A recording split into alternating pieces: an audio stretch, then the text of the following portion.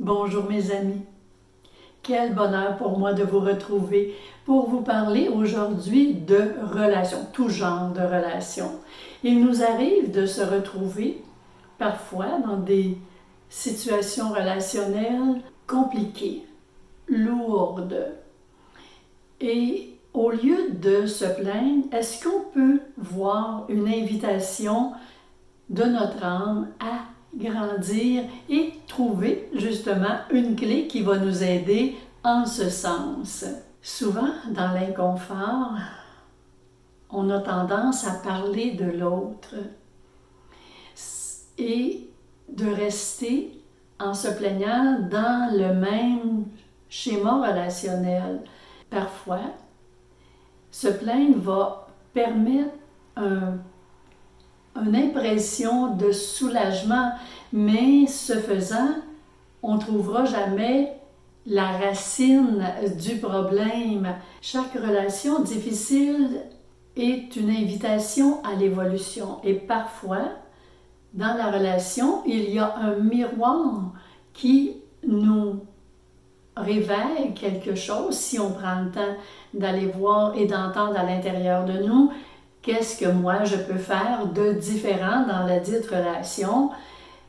Ça va nous aider, c'est une des clés qui va nous permettre de travailler sur cette blessure, aller vers la reconnaissance de celle-ci, aller vers la guérison, ou ça peut être une croyance, vous savez, on est très conditionné.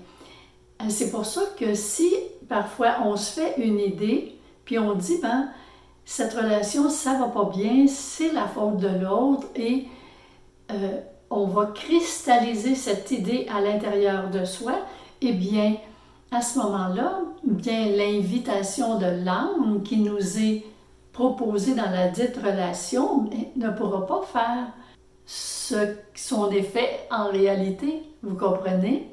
Alors l'idéal, c'est toujours de voir ça comme une opportunité d'évolution et non comme une condamnation. Dans l'évangile de Thomas, il est dit « Si vous faites sortir ce qui est en vous, ce que vous avez vous sauvera. Si vous ne faites pas sortir ce qui est en vous, ce que vous n'avez pas fait sortir vous détruira. » Ça illustre parfaitement que les tensions ou blessures relationnelles, si elles ne sont pas transformées, nous enferment. Mais si elles sont mises en lumière, elles deviennent une clé de libération intérieure.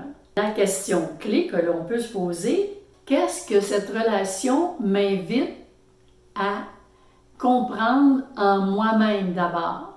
C'est le premier pas qui est à faire. Vous savez, le courage dans une relation difficile n'est pas forcément de tout bouleverser et de rompre dans un premier temps, mais tenter de voir qu'est-ce qu'on peut faire de différent et ce faisant, ça va nous aider, nous, à évoluer.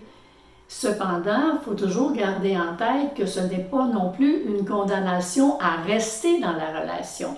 Parfois, c'est devenu tellement, vous savez, tellement difficile parce qu'avec les années, chacun des partenaires en relation se sont meurtris tellement qu'il n'y a pas beaucoup de possibilités d'aller de l'avant, à moins d'en avoir vraiment la volonté sincère et d'accepter avec beaucoup d'intégrité de se regarder et de bienveillance. Tout est toujours possible, mais évidemment, il n'y a pas une solution. Chaque relation que l'on traverse, elle est bien personnelle. Alors, c'est à voir avec celle-ci. Je vous présente quelques points pour, en fait, des clés, commencer à faire des premiers pas pour améliorer la situation. Dire une vérité de façon simple et calme. À titre d'exemple, exprimer un ressenti sans accuser. Je me sens de telle façon, au lieu de dire « tu fais toujours des choses qui me mettent en colère », à titre d'exemple. Poser une limite claire, c'est-à-dire que parfois on peut décider de dire non quand ça ne nous convient pas. Et aussi, on peut dire « mais je ne suis pas en mesure de te répondre maintenant, mais je te reviens là-dessus » et vous le faites sans culpabilité. Changez un mot dans votre langage intérieur. Au lieu de dire « il ou elle m'étouffe », vous pouvez dire « j'ai besoin d'espace » et ce faisant, ça va être à vous de faire ce que vous décidez pour vous donner l'espace dont vous avez besoin. Répondre de façon autre, choisir une nouvelle façon en prenant avant de répondre un petit moment de silence. Vous pouvez avoir un sourire doux, prendre le temps de respirer, ça va vous permettre de prendre un peu de distance et par la suite, vous allez répondre au lieu de le faire par automatisme. Prendre une distance bienveillante. Parfois, avant de replonger dans la relation, on a besoin de ce temps-là. Alors, donnez-vous-le. Cultivez la gratitude cachée, c'est-à-dire qu'à chaque jour, on peut prendre le temps de se dire, prends un élément que cette relation vous permet d'apprendre sur vous ou de révéler sur ce que vous êtes, sur votre je suis. S'engager à une micro-action, ça veut dire écrire parfois une pensée libératrice et la relire au besoin, changer son ton, modifier un seul petit geste dans l'échange qu'on a avec l'autre, ou bien vous pouvez, quand vous avez fait le tour de votre trousseau de clés, et que vous êtes dans une relation qui est destructrice ou vous vous sentez coincé, les choses n'évoluent pas, mais parfois, c'est de partir pour se libérer et ouvrir un nouvel espace de vie. C'est important d'avoir ce courage-là si nécessaire. Chaque clé est différente, mais tout ouvre un passage vers plus de conscience. Parfois, c'est transformer ce qui est là et parfois, c'est d'arriver à la décision de quitter la relation.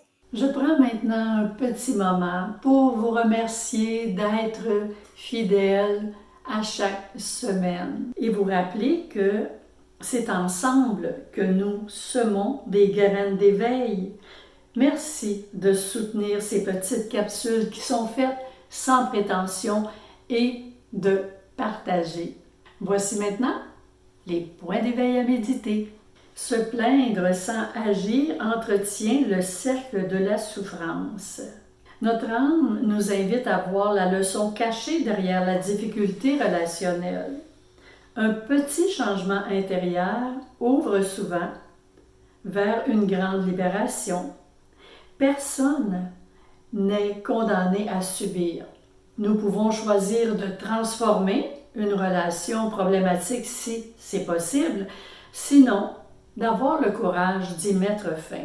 Chaque relation difficile peut devenir un laboratoire de conscience si, au lieu de s'y perdre, on accepte d'y découvrir une clé pour se retrouver soi-même dans le respect de qui on est et de l'autre. Alors, nous ne sommes pas venus pour nous enfermer dans la souffrance, mais pour grandir à travers elle. Et je vous ai préparé un mini exercice qui peut vous aider à découvrir une clé pour vous y aider et ça va comme suit. Prenez le temps de prendre une bonne respiration et amenez à votre esprit la relation qui vous pèse. Demandez-vous intérieurement, qu'est-ce que cette relation m'invite à transformer en moi? Visualisez une clé de lumière dans vos mains. Cette clé ouvre une porte vers un espace où vous vous sentez plus libre, plus en paix. Et maintenant, passons à l'action. Notez ou choisissez un petit geste concret que vous pouvez poser dès aujourd'hui pour incarner cette transformation.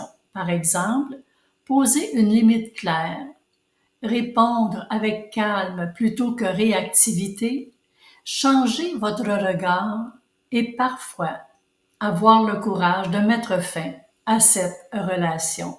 Je vais maintenant vous laisser sur ce petit rappel qui va suivre et vous dire bonne semaine et j'espère vous retrouver mercredi prochain. Bye bye les amis. Je choisis de voir chaque relation comme une clé de conscience.